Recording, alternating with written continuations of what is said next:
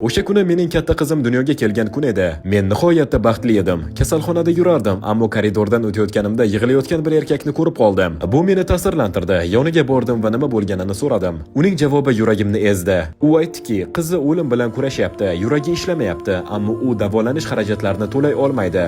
Rostini aytsam, ko'z yoshlarimni tuta olmadim. Ota bo'lganimdan beri dunyoga boshqacha qarayman. Bu holat menga juda adolatsiz tuyuldi. Ichimdan bir narsa sen yordam berishing kerak dedi. Ha, biz har doim ham hamma narsani o'zgartira olmaymiz, lekin men shu vaziyatda o'zgartira olardim.